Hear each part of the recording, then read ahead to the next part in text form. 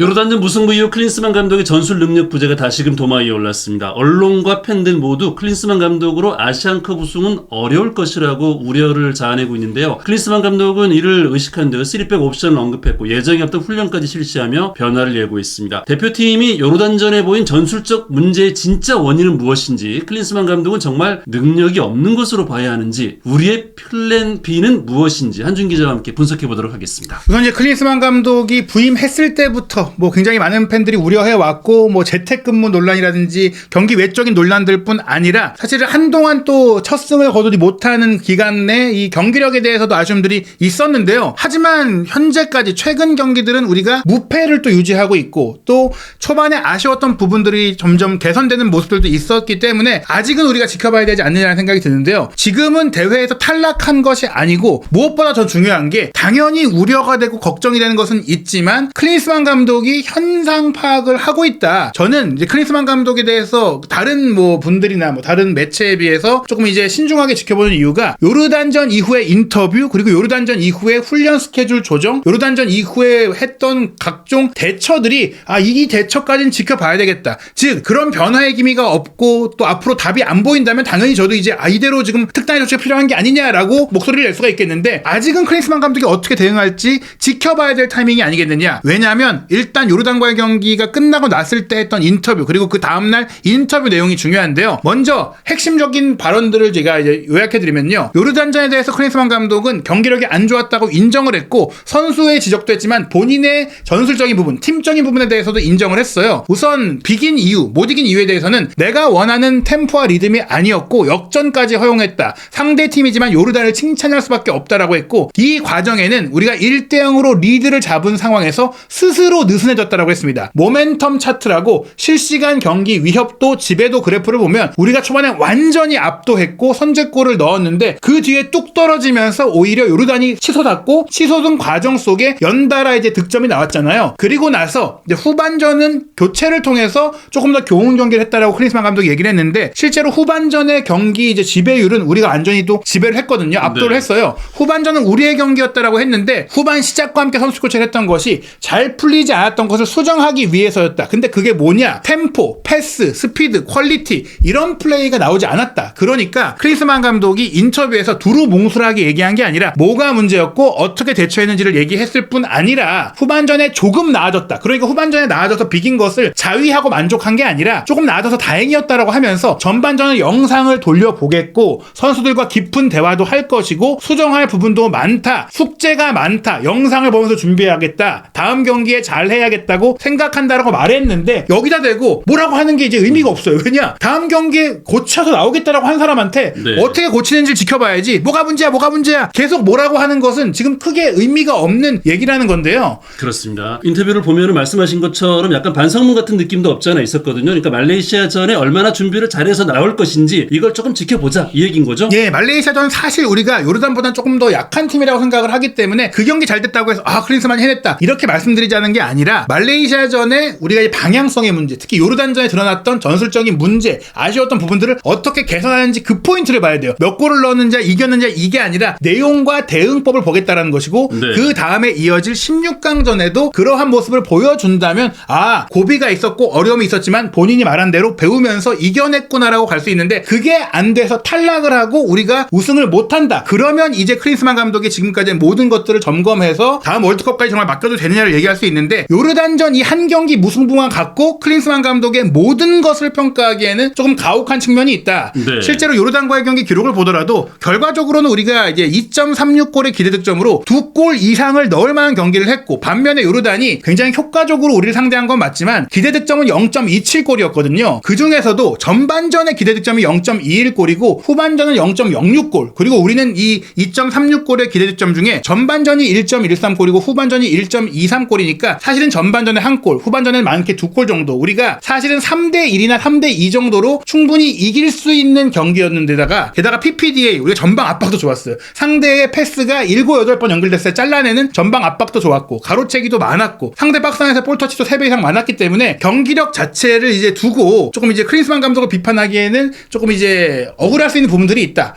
한준 기자가 이제 전반전 끝나고 나니 후반전에 클린스만 감독이 교체 타이밍이라든가 선수 교체를 잘했다 이렇게 평가를 하셨는데, 사실 그랬다면 하면 후반전에 써야 될 선수를 좀 선발로 전반전에 좀 미리 기용했더라면 어땠을까 이런 얘기도 있거든요. 예, 뭐 그런 얘기들이 굉장히 많아요. 애초에 이기재 선수가 아쉽다는 걸 알았는데 특히 바레인과의 첫 경기도 이기재 선수를 빼고 서령구 선수를 왼쪽, 김찬 선수를 오른쪽으로 놓고 나서 경기력이 좋아졌는데 왜 복붙하면서 그대로 나왔느냐 이런 얘기도 있고 박용호 선수에 대한 지적도 마찬가지였어요. 결국에는 이런 부분들을 왜 선발부터 안 했느냐라고 했던 부분들에 대해서 클린스만 감독이 플랜 A 문제가 없다고 생각한다라고 답을 했는데요. 여기서 두 가지 포인트를 제가 설명드리고 싶어요. 일단은 김찬 선수를 저도 선발로 쓰는 게 좋다라고 생각을 했지만 바레인전 이후에 근육 부상 문제가 있어서 훈련을 하루 쉬었어요. 그리고 지금도 이 경기 요르단과의 경기를 치르고 나서도 다음날 훈련에서 종아리 근육 통증으로 연루됐단 말이에요. 그 얘기는 김찬 선수의 컨디션도 100%가 아니다라는 거예요. 그런 선수를 선발 출전시키기에는 감독으로서는 리스크가 있기 때문에 아쉽더라도 그대로 풀백 라인을 가동한 것이고 또 조규성 선수라든지 박용호 선수 같은 경우에는 신체 조건상 다른 대안에 비해 분명히 높이를 확보해야 될 부분들이 있어요. 이런 부분들 플러스 이 선수들이 지금 꽤 많이 부진한 이유 중에 하나는 박용호 선수 같은 경우에는 전술적인 부분이 있고 조규성 선수 같은 경우에는 전 개인적으로 체력 컨디션에 문제가 있는 것 같아요. 그 클린스만 감독이 얘기한 걸 보면 선수마다 컨디션과 리듬을 찾는 게 다르다. 대회를 치르다 보면 놀라운 활약을 펼칠 수도 있다라고 했는데 그 얘기가 뭐냐면 최근에 선수들 사이에 얘기가 나오는 게 바레인전 때도 그랬어요. 지금 황인범 선수, 이재동 선수도 우리가 알던 그 속도와 그 타이밍과 반응력이 아니거든요. 손흥민 선수도 마찬가지고요. 선수들이 아랍에미리트에서부터 이 대회를 준비하면서 체력 훈련을 실시했고 지금 체력 전문가가 독일 출신의 저명한 로이 슈타트 피지컬 코치가 있잖아요. 이분이 지금 만들어 놓은 게 토너먼트 이후에 최고의 경기력을 낼 수 있는 체력 프로그램을 실시했기 때문에 조별리그는 조금 몸이 무거울 수도 있다. 근데 더 빨리 더 숨이 트이고 더 올라온 선수는 선수마다 개인차가 있기 때문에 요걸 기다려봐야 된다. 만약 이 과정 속에 탈락했다고 치면은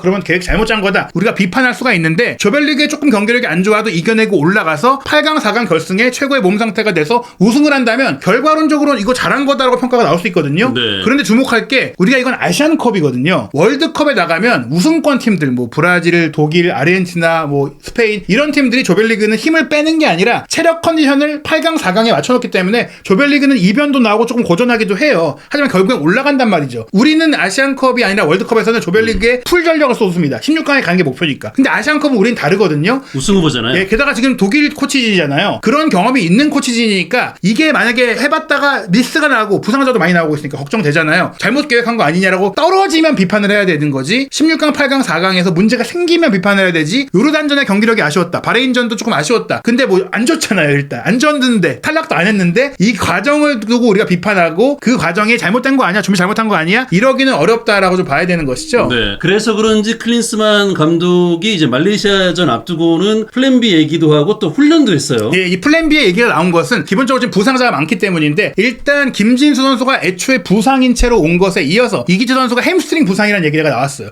햄스트링 부상이 맞다면 대회를 더 이상 못 뛰게 되는데 심각한 게 아니라고 지켜보겠다고 했거든요. 근데 최소한 말레이시아전은 못 뛸 가능성이 굉장히 큽니다. 여기에 플러스 김찬 선수까지도 종아리 근육 부상으로 훈련을 못했다라는 얘기는 지금 우리의 4명의 풀백 중에 3명이 못 뛸 수도 있는 상황이다. 이런 상황이면 정상적인 포백 가동 자체가 어려울 수 있으니까 클린스만 감독이 실제로 이제 3백도 옵션으로 생각하고 있고 이수민 선수를 풀백으로 기용하는 것도 생각하고 있다라고 얘기했는데 그렇기 때문에 사실은 경기 다음 날은 완전히 이런 체력적인 소모가 클 때 휴식을 할 수도 있거든요. 근데 휴식을 안 하고 회복 훈련 플러스 약간 전술적인 훈련을 가진 것 같아요. 영상 미팅도 갖고 원래는 완전히 선수를 쉬게 하려고 했던 날에 훈련을 실시했다는 것 자체가 클린스만 감독이 뭐 몸을 쓰게 하려고 한 게 아니잖아요. 전술적인 준비를 하고 새로운 전술을 입히겠다는 거잖아요. 네. 그렇다면 우리가 클린스만 감독을 대해서 요르단전에 전술이 없고 무전술 감독이고 이거를 지금 얘기하는 건 이미 넘어갔다. 말레이시아전 그리고 이후 16강전에 어떤 전술을 보여주고 요르단전에 드러났던 아쉬움들을 어떻게 해결할지가 이제 포커스가 돼야 되지 지나간 경기의 아쉬운 점들을 계속 끄집어내서 공격하는 것은 지금으로선 소모적이고 우리는 지금 사실 아시안컵을 보고 클린스만 감독을 걱정하는 게 우리가 아시안컵을 우승하길 바라면서 바라보고 있기 때문에 그 얘기를 하고 있는 건데 안 되라고 저주하면서 우리가 보는 거 아니잖아요. 그렇기 때문에 저는 일단은 클린스만 감독이 지금까지 선수 교체 타이밍이라든지 상황을 진단하는 인터뷰라든지 그리고 이런 그 아쉬운 부분들을 사실은 매 소집마다 전 개선해왔다고 생각을 해요. 초반엔 아쉬웠죠. 근데 당연히 초반에 아쉬울 수 있습니다. 파악하는 시간이 걸리고 솔직히 이제 한국에 체류하지 않는 시간이 많은 거나 여러 가지 개인 경기 외적인 부분들에 대해서 아쉬웠던 것도 있지만 본인이 얘기했어요. 아시안컵 결과로 평가받겠다. 그렇다면 우리도 아시안컵 결과는 지켜보고 나서 그의 운영 방식과 매니지먼트에 대해서 얘기를 해야 된다. 즉 아직은 이제 클린스만 감독을 흔들고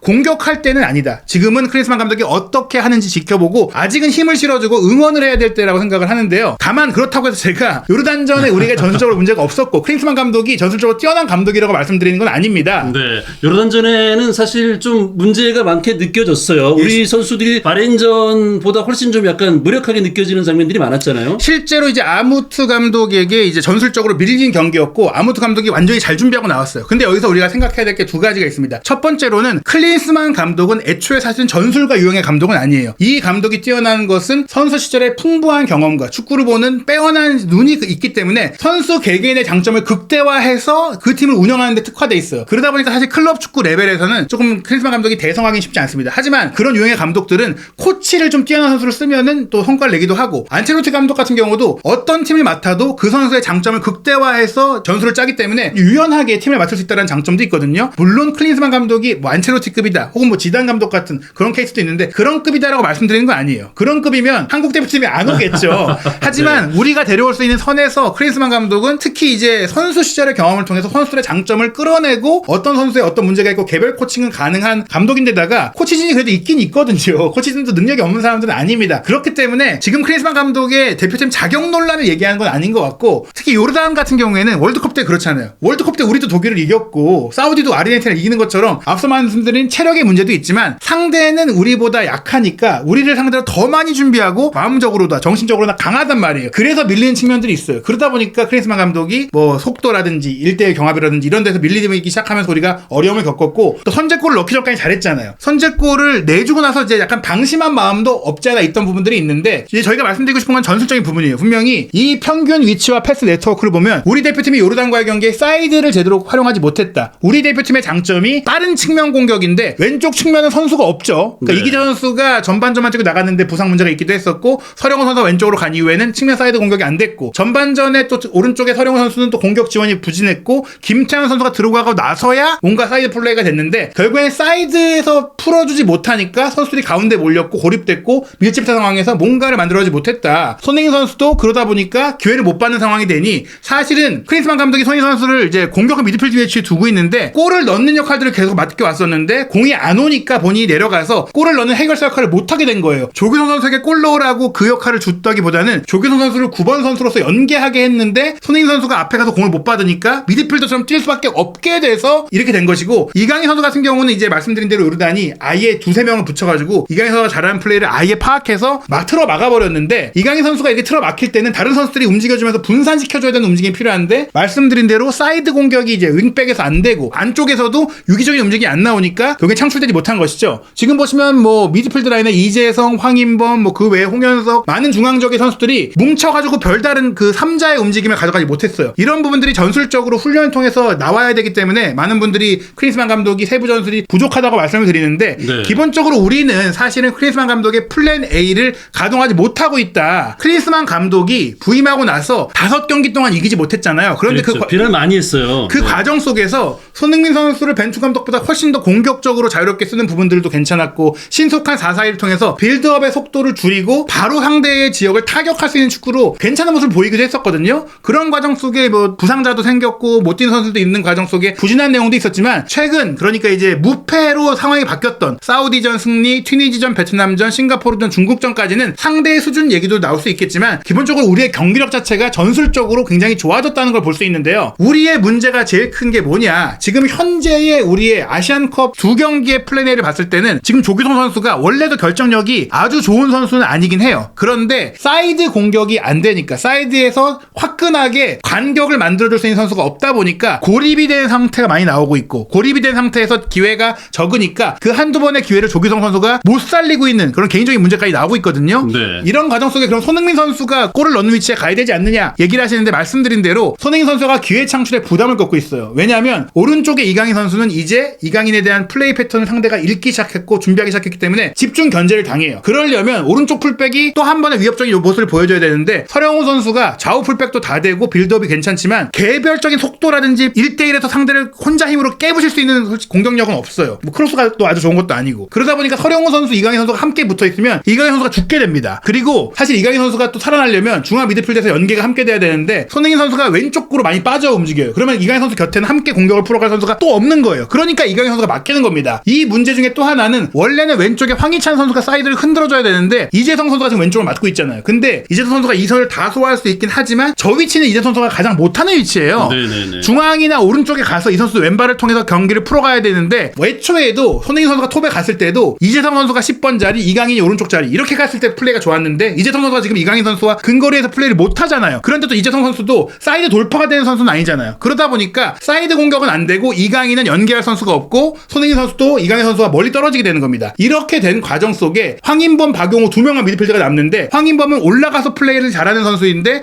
혼자 가서 역시나 이강인 선수와 마찬가지로 주고받으면서 경기를 이제 풀어갈 수 있는 빌드업을 할 수 있는 동료가 없고 박용호 선수는 혼자 배우를 많이 커버해야 되다 보니까 실수가 발생하는 건데 또 하나의 문제가 이기재 선수가 측면 수비 커버 능력이 부족하잖아요. 그러다 보니까 황인범 선수도 이걸 커버하기 위해 내려가야 되고 박용호 선수도 거기를 내려가야 되고 이러다 보니까 이제 선수들이 미드필드 라인을 장악하지 못하는 겁니다. 김민재 선수가 그나마 뒤를 많이 커버해 줬기 때문에 우리가 위기를 넘기긴 했는데 각 위치별로 특히 측면의 문제가 큰 거예요. 이 문제의 가장 큰 원인은 말씀드린 대로 황희찬 선수가 부상으로 빠졌기 때문인데 언제 돌아오나요? 조별리그까지 못 뛴다고 합니다. 네. 지금 이 클린스만 감독의 플랜 A는 어떻게 가동될 수 있느냐? 조규성 선수가 맨 앞에서 골을 넣기 위해 있는 게 아니라 맨 앞에서 이강인의 크로스를 받을 수 있는 포스트 플레이뿐 아니라 손흥민 선수 대신 압박도 해주고 손흥민 선수가 좀 자유롭게 뛸 수 있도록 수비수들을 끌어주는 미끼 역할로 있는 거예요. 이게 어떻게 작동할 수 있냐면 황희찬이 왼쪽 사이드를 파괴해주고 조규성이 앞에서 버텨주고 비벼주니까 손흥민 선수가 자유롭게 슈팅할 수가 있는 것인데 이 황희찬이 빠지면서 손흥민 선수가 왼쪽에 황희찬 선수의 역할도 해주면서 공격을 이제 풀어주는 미드필드 역할까지 해줘야 되니까 손흥민 선수가 올라가서 골을 넣는 프리로를 못하고 미드필드가 된 겁니다. 그러니까 손흥민 선수도 지금 이제 조규성 선수를 서포트하는 역할도 있는데 조규성은 골을 못 넣고 이 문제가 생기는 것이죠. 이 상황에서 사실은 서령우, 이강인이 합이 맞으려면 왼쪽에 황희찬이 흔들어주면은 그쪽으로도 수비가 쏠리니까 이강인 선수 쪽에도 여유 공간이 생길 수가 있고 또 황희찬이 왼쪽에 있으면 이재성도 중앙에서 이강인 선수 근처에서 공을 주고받을 수가 있고 전방 압박도 해주면서 이강인의 수비 부담을 덜어줄 수가 있고 손흥민 선수의 수비 부담을 덜어줄 수가 있고 전방 압박을 높여줄 수 있고 황인범 선수랑도 유기적인 패스 플레이가 가능한데 황희찬 선수가 없으니까 이재성이 글로 갔다고 말씀드렸잖아요. 이 부분들 때문에 이강인도 고립되고 손흥민 선수도 고립되는 겁니다. 결국에는 황희찬의 부상이 이 모든 불운들을 만들어낸 클린스만의 플랜 A를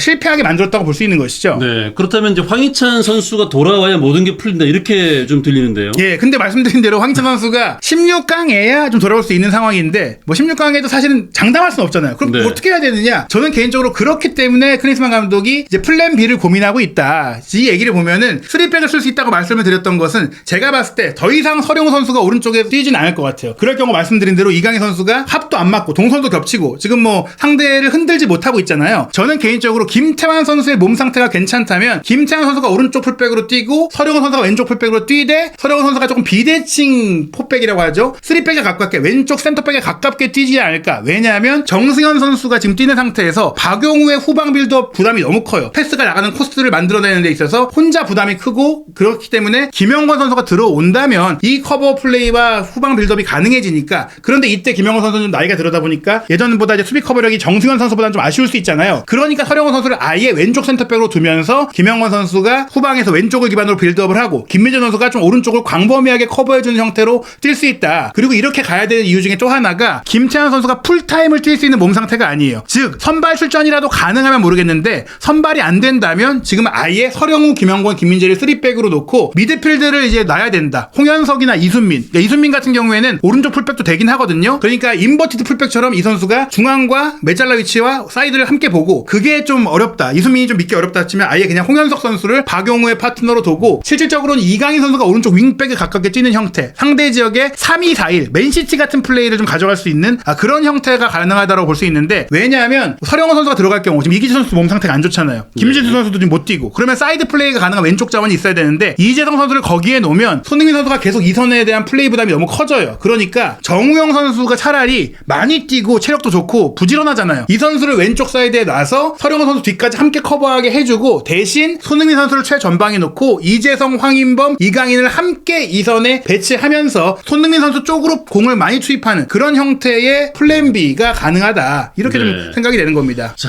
이 아시안컵 기간 동안에 플랜 A만 가지고는 또 해답을 찾기가 어렵기 때문에 뭐 플랜 B를 충분히 좀 가동을 해야 우리가 말레이시아전부터 또 이제 부상 선수들이 있는 상황에서 뭔가 좀 해답을 찾을 수 있겠군요. 기본적으로 왼쪽에 황희찬, 김진수가 돌아와야 우리의 플랜 A가 완성되는 거예요. 그 선수들이 네. 오기 전까지는 플랜 B를 써야 되고 개인적으로 조규성 선수는 그 말레이시아전부터는 선발로 뛰면 안 된다고 생각을 해요. 이 선수를 문책해야 된다는 게 아니라 지금 정신적으로도 힘들 수밖에 없고 컨디션적으로도 힘든 것 같아요. 제가 여단전 보면은 이제 조규성 선수도 몸 상태가 완벽하진 않았던 것 같아요. 네, 게다가 지금 너무 많은 비판을 받고 있기 때문에 오히려 네. 더 부담이 클 수 있거든요. 그렇다면 차라리 조커로 써야 된다. 손흥민 선수를 최전방에 놓는 방식으로 가면서 조규성은 이제 상대가 지쳤을 때 들어와서 헤더를 노리거나 또 이제 한 방을 좀 보여줄 수가 있는데, 실제로 이 요르단과의 경기 보면은 전반 4분 만에 손흥민 선수가 최전방에서 침투할 때 페널티를 얻어냈던 이런 침투 플레이를 가져갔거든요. 이게 많이 나와야 되는데 지금은 말씀드린 대로 손흥민 선수가 조규성 선수를 지원하게 되는 이유는 패스가 안 오기 때문이에요. 패스가 오면 지원하지 않아도 되는데 지금 패스가 안 오잖아요. 그 이유가 미드필드가 부족하기 때문이잖아요. 그러니까 조규성 선수가 있어서 손흥민 선수가 지원하는 게 아니라 손흥민 선수를 지원할 다른 선수를 넣고 조규성을 빼야 된다는 겁니다. 네. 이런 장면이 많이 나오게 해야 되는데 전반 19분에 이강인의 전환 패스에 이어서 이재성 선수가 뒤로 공을 줬거든요. 앞에 조규성 선수가 있는데 뒤로 준 이유가 옵사이드에 걸릴 수 있기 때문이었어요. 차라리 손흥민 선수가 저 조규성 선수의 위치에 있었다면 바로 이재성 선수가 앞으로 밀어주면서 손흥민 선수가 해결할 수 있었다. 즉 요르단과의 경기에 조규성이 차지했던 최전방 자리에만 손흥민 선수가 들어가도 요르단전에 아쉬웠던 많은 문제가 해결된다. 전반 추가 시간 10분에 나왔던 이 조규성 선수의 슈팅 어이없게 놓친 것도 손흥민 선수가 저 위치에 있었다면 해결할 수가 있었던 것입니다. 네. 자, 후반전 78분 상황도 마찬가지죠. 손흥민 선수가 전방에서 골만 잘 넣는 게 아니라 토트넘에서 원톱으로 뛰면서 충분히 보였지만 내려와서 등지고 딱딱 연계도 되잖아요. 황인범의 스루 패스를 손흥민 선수가 바로 받으면서 백힐스루로 정우영에게 빼준 이런 부분들, 전방 공격수로서 이제 전술적인 역할을 충분히 할 수 있으니까 조규성 선수가 일단은 선발에서 내려오고 말레이시아전부터는 손흥민 원톱으로 가야 된다고 생각을 하고요. 네. 그리고 또 하나 말씀드렸던 서령우를 왼쪽 센터백으로 두는 비대칭 3백 운영과 김영권 선수를 선발 출전시키는 방안이 꼭 필요하다고 생각이 듭니다. 기본적으로 손흥민 선수가 오른쪽 뒷공간 커버에서도 아쉬움을 보였고, 이런 그 풀백 뒷공간을 우리가 내주면서 이 위험한 상황을 많이 맞이했거든요. 전반 추가 시간 5분에도 김민재 선수가 끝까지 쫓아가서 알타마리를 막긴 했지만 결국에는 손흥민 선수의 백코트가 늦었잖아요. 저 뒷공간이 계속해서 문제가 됐습니다. 우리 역전골을 내준 상황은 박용호 선수가 실책을 했다고 말씀을 많이 드렸지만 이기재 선수의 백코트가 늦었기 때문이기도 하거든요. 물론 이기재 선수가 몸이 안 좋았다고는 하더라도 기본적으로 우리의 풀픽 뒤가 문제라면은 차라리 서령우 선수를 왼쪽 센터백 3백으로 놔서 김민재, 서령우가 좀 뒤를 많이 커버할 수 있게 해주고 김영권 선수까지 함께 배치하면서 후방의 커버력과 빌드업 밀도를 높이는 방안이 가능하다. 그리고 오른쪽 풀백은 김태환을 써서 사이드 공격에서 이강인 선수가 고립되는 부분들을 해결할 수 있다는 것인데, 실제로 이제 이강인 선수는 김태환 선수가 들어간 이후에 좋은 장면들이 많았고 우리의 좋은 장면들이 오른쪽에 김태환 선수의 사이드 돌파에서 많이 시작이 됐습니다. 자, 이제 후반전 54분에 이제 김태환 선수가 올려주고 조규성이 손흥민에게 연결하고 황인범 선수가 이제 중거리 슈팅을 했는데 이게 무산이 되는 장면이었죠. 이게 사실은 후반 막판에 나왔던 동점골과 굉장히 흡사했던 패턴인데, 오른쪽에서 김태환 선수가 휘저으면서 반대 전환해준 것을 손흥민 선수가 뒤로 빼주면서 황인범 선수가 슈팅하는 패턴, 이게 이미 한번 나왔었던 장면이고요. 네. 67분에도 오른쪽에서 넓게 벌려준 김태환 선수가 폭을 만들어주니까 이강인 선수가 하프 스페이스에서 왼발 중거리 슈팅을 가져갈 수 있었고요. 말씀드린 대로 이 후반 추가 시간 1분 김태환 선수가 오른쪽 측면을 돌파해서 올린 크로스, 오현규 선수가 헤더로 연결해준 것, 손흥민 선수가 받아서 뒤로 밀어주고 황인범이 슈팅한 것, 이렇게 사이드에서 속도로 파고들면서 만들 수 있는 선수가 지금 김태환 선수밖에 없잖아요. 그러니까 네.